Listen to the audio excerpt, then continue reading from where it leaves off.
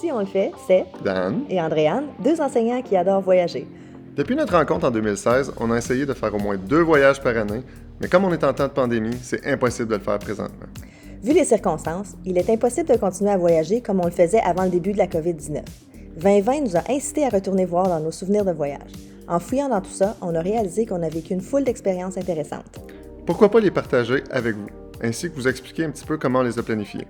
Une des façons qu'on organise nos voyages, c'est d'aller voir des vlogs, alors on s'est dit, nous aussi on le fait. N'oubliez pas de faire un like et de vous abonner. Salut tout le monde, j'espère que vous avez eu une belle semaine. Nous autres, c'était pas mal tranquille là, en termes de semaine. On est allé à la pêche, on a fait un petit peu de course, on est allé marcher, on a fait des s'mores. Oui, on fait des s'mores au feu avec les enfants. C'était vraiment bon. Ouais. On a jardiné. Ah oui, c'est vrai, on a fait ça aussi. Puis on a travaillé à la maison. Ouais. Ah oui, puis on a tué des maringouins parce qu'il y en a 45 millions. Oui, il y en a beaucoup. On se fait piquer en ce moment. Ouais. Cette semaine, on va vous parler de Rainbow Mountain. Si vous êtes sur Instagram comme nous, vous avez probablement déjà vu des photos de Rainbow Mountain passer. C'est un endroit au Pérou où est-ce que c'est des lignes de différentes couleurs sur les montagnes, puis ça se fait de façon naturelle à cause des minéraux qu'il y a dans le sol. À tantôt. Bye. OK. Notre journée a commencé à peu près à 3 h du matin, 2-3 h du matin, où est-ce que notre guide est arrivé à l'hôtel pour nous chercher. On était les deux seuls couples.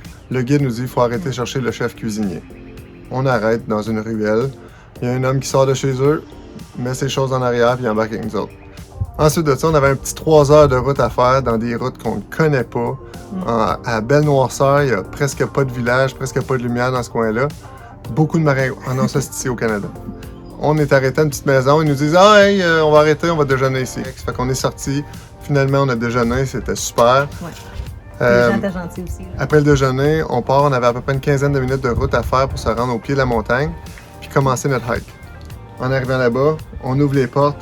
Qu'est-ce qu'on réalise? Il fait vraiment froid. Oh mon Dieu, qu'il fait froid. Ça prend un manteau polar. Sucre, etc. Ouais. Oh oui, il faisait très très froid. C'était tôt le matin aussi. Là. Oui, oui, le soleil venait de se lever. Commencez à regarder ça. Bon visionnement. On vient d'arriver à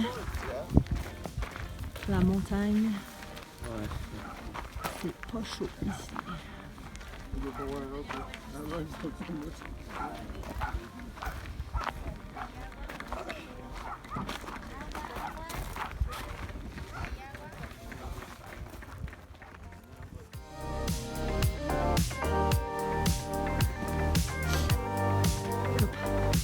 T'es goûté?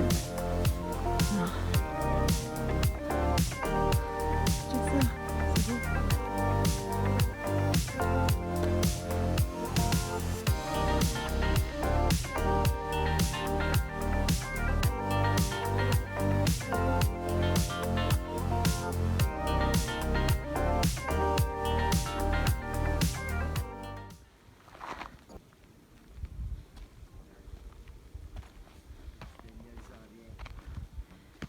C'est juste 7 km, mais c'est assez difficile.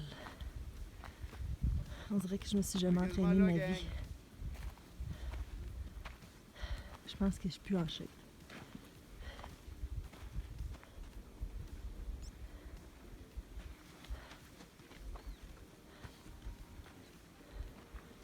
La glace.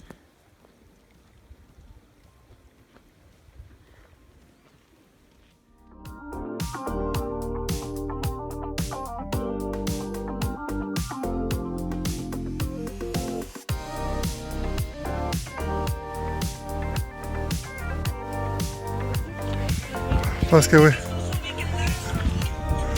Hey. Pourquoi qu'on a besoin de monter Despacito, Andréane? Il faut monter. Despacito. On va le faire.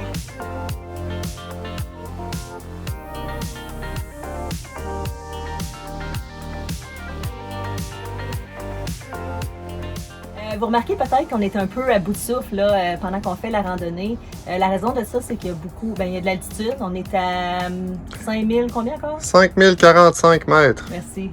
Donc ça fait vraiment une différence. C'est ce qui rend l'expérience là, plus difficile. Pour l'altitude, on peut aider avec ça là, si on prend les médicaments qui sont prescrits là, avant de partir. Nous, on n'a pas pris les médicaments. Ben, en tout cas, on s'est dit, non, pas besoin, ça va être correct. Mais honnêtement, refaire le voyage, je pense que j'utiliserais ça juste pour être un peu mieux là, au niveau des mal de tête, là, puis la nuit surtout. Normal. Le fait. Les autres sont en train de prendre l'oxygène. Pour vrai? Ouais. Hey, good job. If you want, you can have a seat over there. OK.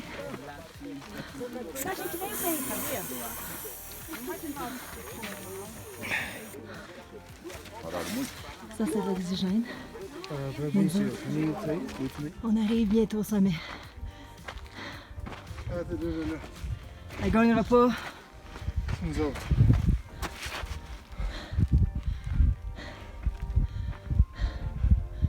C'est pas essoufflant du tout.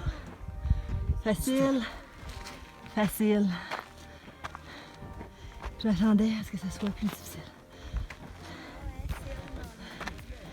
On arrive. On est au sommet, Ben.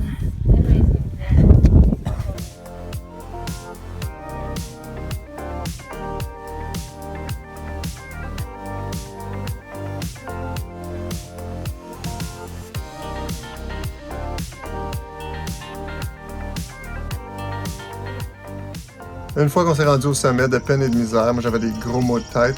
On l'a fait. On est redescendu, bien content. Plus tu descends, mieux tu te sens. Ensuite de ça, on est retourné à la petite maison. Sauf que quand on est arrivé en arrière, il y avait un cochon ouvert sur un hôtel parce que le cuisinier, lui, avait profité du temps qu'on était parti pour faire boucherie. On a ramené le cuisinier et le cochon porcinet.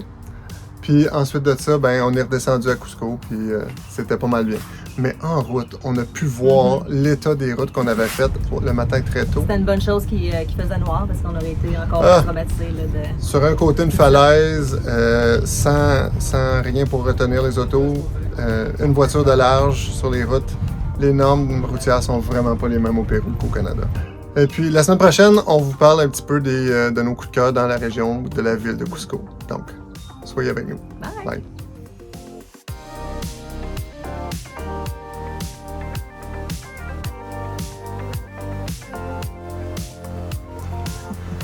Des marins, ouais.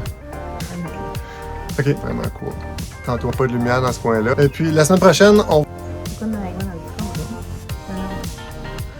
Et surtout.